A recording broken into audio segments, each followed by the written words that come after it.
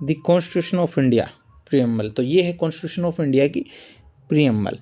इस प्रीएम्बल को हम रिलेट करेंगे वेलफेयर स्टेट से, कि जो इंडिया है वो वेलफेयर स्टेट है। वो कैसे है कि उसका जो कॉन्स्टिट्यूशन है वो बात करता है वेलफेयर ऑफ पीपल्स की, और उसकी जो प्रीएम्बल है जो कॉन्स्टिट्यूशन के बारे में बताती है कि कॉन्स्टिट्यूशन में क्या चीज़ें हैं, कॉन्स्टिट्यूशन का क्या ऑब्जेक्ट है, क्या पर्पज़ है, वो चीज़ डिफाइन करती है आपकी प्रीएम्बल। और प्रीएम्बल के द्वारा आप देख सकते हैं इसमें बात की गई है वेलफेयर ऑफ स्टेट की। कैसे की गई है, जैसे सबसे पहली line we the people of India, तो कि हम भारत के लोग, यहाँ पे किसी एक का नाम नहीं लिया गया, पूरे सभी लोगों का नाम लिया गया है। ये वेलफेयर कॉन्सेप्ट की तरह जो सभी के बारे में सोचता है, वेलफेयर कॉन्सेप्ट की बात करता है। उसके बाद में sovereign, socialist, secular, democratic, republic and to secure its citizen.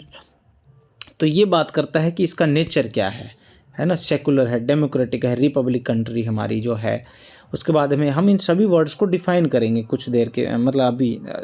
तो जस्ट एक बार इसको ध्यान से आप देख सकते हो, या इसका स्क्रीनशॉट आप ले सकते हो। उसके बाद बात की गई justice, liberty, equality, fraternity, rights की बात की गई है कि हम अपनी पब्लिक को ये राइट्स दे रहे हैं।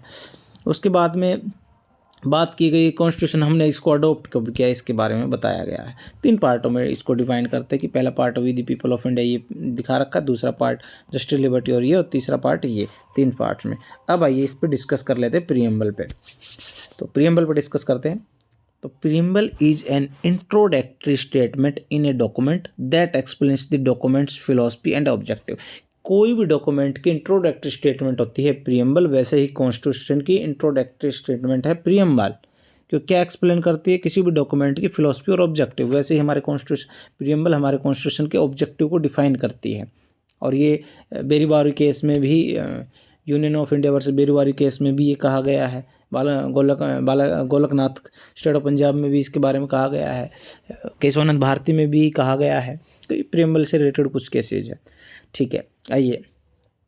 तो in a constitution it present the intention of its framers. जो हमारे जो फ्रेमर्स है, कॉन्स्टिट्यूशन मेकर्स है, जो कॉन्स्टिट्यूशन असेंबली थी, उसकी जो इंटेंशन क्या थी, वो क्या चाहती थी, है ना, वो प्रीएम्बल से शो होती है। The history behind its creation, कैसे ये क्रिएट की गई। तो core value and principle of the nations, तो ये है।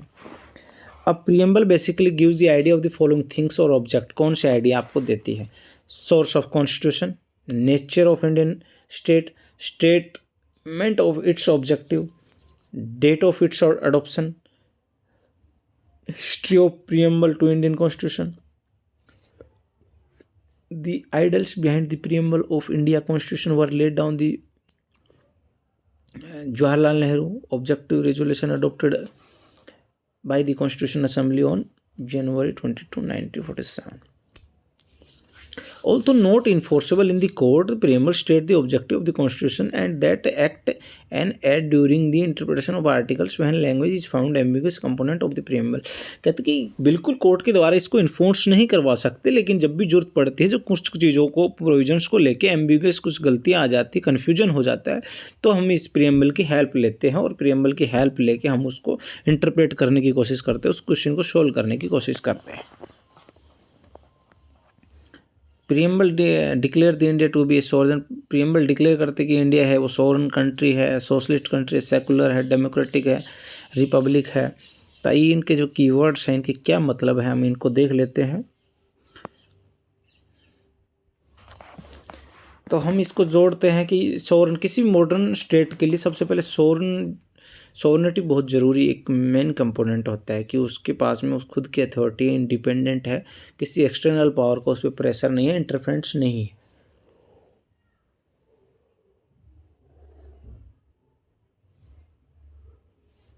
तो मॉडर्न स्टेट कैसे है, वो प्रीएम्बल कैसे बताती है? तो सबसे पहले we the people of India, it indicate the ultimate sovereignty of the people of India. India के पीपल्स की सोवरेनिटी को इंडिकेट करते हैं। Sovereignty means the independent authority of the state not being subject to the control of any other state और external power. मतलब किसी external power और किसी एक्सटर्नल स्टेट का कोई इंटरफेरेंस नहीं होगा। तो सोवरेन जो वर्ड है उसको देखिए। The term means that India has its own independent authority and it is not a dominion of any other external power in the country. The legislature has the power to make laws which are subject to certain limitations. मतलब कोई external power है वो dominant नहीं हो सकती। हमारे internal और external जो मैटर्स हैं वो हम खुद सोल्व करेंगे, उसमें किसी बाह्य शक्ति का इंटरफेरेंस नहीं होगा। उसके बाद है सोशलिस्ट। तो socialist term means the achievement of socialist ends through the democratic means it holds faith in a mixed economy। यानी सोशल यानी समाज कि सबकी हम विश्वास करते हैं मिक्स इकोनॉमी में। हम किसी एक प्राइवेट एक किसी पब्लिक के हाथ में चीज़ें नहीं देना चाहते, किसी एक से चीज़ें नहीं चलती, हम पूरे समाज को साथ लेके चलना चाहते हैं। यानी it holds a faith in A mix economy. ठीक है, तो सोशलिस्ट वर्ड पहले हमारे प्रीएम्बल में नहीं था, इसको ऐड किया गया 42nd amendment 1976। Same secular word को भी इसी अमेंडमेंट के द्वारा ऐड किया गया। सेकुलर मतलब that all the religion in India get equal respect, protection and support from the state. यानी सेकुलर दो टाइप्स होता है, पॉजिटिव सेकुलरिज्म, नेगेटिव। पॉजिटिव ये है कि सभी धर्मों को हम एक समान रूप से रिस्पेक्ट करते हैं, और नेगेटिव ये होता है कि हम कोई धर्म को नहीं मानते हैं। तो हमारे पास पॉजिटिव है, सभी धर्मों की रिस्पेक्ट है, सबको प्रोटेक्शन है, सपोर्ट है।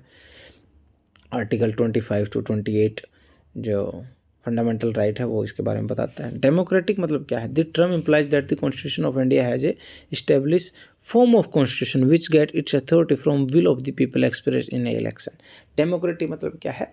डेमोक्रेसी की बात करते हैं कि जो लोगों द्वारा चुनी हुई सरकार होती है ना, कि लोग अपनी इच्छा से अपने एक्सप्रेशन से इलेक्शन में किसी को चुनते हैं, जनता के पास में हक है, जो डेमोक्रेसी। ऑटोक्रेसी मतलब जो इसमें एक चलता है जिसमें जनता की कोई इच्छा नहीं पूछी जाती। अब रिपब्लिक की बात करें तो term Republic indicate that the head of the state is elected by the people. In India the president of India is the elected head of the state. यानी जो हेड है उससे किसी के द्वारा सिलेक्ट किया जाता है? पीपल्स के द्वारा, इलेक्शन के थ्रू।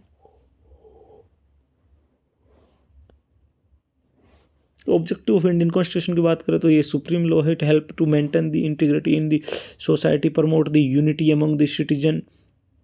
बात कर रहे कि इंटीग्रिटी की बात कर रहे हो, इंटीग्रिटी मतलब एकता, अखंडता, ठीक है, उसको बनाए रखने की ये ड्यूटी है। ये प्रीएम्बल ड्यूटी की बात करता है इस फेज सेकंड पार्ट में कि इंटीग्रिटी बनाए रखना ये हमारी ड्यूटी है। उसके बाद हम बात करते कि हम जस्टिस प्रोवाइड करवाए, तो social justice, economic justice, political justice, equality, liberty और फ्रेटर्निटी। तो सोशल जस्टिस के मतलब, social justice means that the constitution wants to create a society without discrimination on any ground like caste, grade, gender, religion. Social right to equality जो article 14 में define किया गया है वो बात करता है सोशल जस्टिस की, कि यहाँ पे सभी इक्वल है, किसी के साथ किसी जो 5 ग्राउंड दिए गए आर्टिकल 15 में, रेस, सेक्स, कास्ट, रिलीजन और प्लेस ऑफ बर्थ, इसके बेस पे किसी के साथ कोई डिस्क्रिमिनेशन नहीं किया जाएगा। उसके बाद आता है इकोनॉमिक जस्टिस की बात करता है। तो economic justice means no discrimination can be cause by the people on the basis of their wealth, income और इकोनॉमिक स्टेटस। यानी गरीब और अमीर सभी के लिए एक समान लॉ रहेगा, उसमें किसी से कोई भेदभाव नहीं किया जाएगा। ये नहीं है कि किसी के पास में पावर है, इनकम ज़्यादा है तो उसको लॉ के अंदर छूट दी जाएगी। यानी सभी, प्रधानमंत्री से लेकर एक आम आदमी तक सभी इक्वल है। ठीक है, जस्टिस के तो ये आपकी इकोनॉमिक। पॉलिटिकल जस्टिस, सभी के पास में राइट है कि वो अपना वोटिंग राइट का इस्तेमाल कर सकते हैं, राइट टू इलेक्ट उनके पास में, वो इलेक्शन में खड़े हो सकते हैं, इलेक्ट में अगर रिप्रेजेंटेटिव बन के आ सकते हैं, अगर जनता चाहती है तो सबके पास में इक्वल अपॉर्चुनिटी। इसमें किसी के साथ कोई भेदभाव नहीं है कि राजा का बेटा ही राजा बनेगा, ऐसा कोई कॉन्सेप्ट नहीं है। सबके पास में पावर है, सबके पास में राइट है कि वो खड़े हो सकते हैं, वोट कर सकते हैं। ठीक है, पॉलिटिकल जस्टिस, जैसे कि पहले अमेरिका में वैसा नहीं था, हमारा कॉन्स्टिट्यूशन तब से बना तब से ही हमने वुमेंस को राइट दे रखा है। पहले अमेरिका में कॉन्स्टिट्यूशन में वुमेंस को राइट्स नहीं था, बाद में अमेंडमेंट करके उनको राइट्स, वोटिंग राइट्स दिया गया। इक्वलिटी की बात हो तो इक्वलिटी मतलब यही है कि no section of society has any special privilege. यानी सोसाइटी के किसी भी सेक्शन को कोई स्पेशल प्रिविलेज ना दिया जाए। And all the people have given equal opportunity for everything without the discrimination. आपका जो आर्टिकल 14 से 18 है वो राइट टू इक्वलिटी की बात करता है। आर्टिकल 14 बात करता है इक्वल प्रोटेक्शन ऑफ लॉ और 14 जो बात इक्वलिटी की बात करता है किसी, और 15 डिस्क्रिमिनेशन की बात करता है, किसी के साथ कोई डिस्क्रिमिनेशन नहीं दिया जाएगा, किसी को कोई प्रिविलेज नहीं दी जाएगी। हाँ, 15 में आप देखोगे कि बच्चों को, महिलाओं को कुछ विशेष अधिकार दिए गए हैं, आप उसको प्रिविलेज नहीं कह सकते, क्योंकि वो क्या है, वो ऑलरेडी नीचे मानी गई है वो क्लासेस, इसलिए उनको प्रिविलेज दिया गया ताकि वो जो मेंस जो है और जो अदर कास्ट उन सब की इक्वल आए वो, और इसलिए इक्वलिटी आए। उसमें डीएस नकारा में रीजनेबल क्लासिफिकेशन की बात की गई डीएस नकारा के केस में। अब लिबर्टी की बात करें तो liberty means freedom for the people to choose their way of life.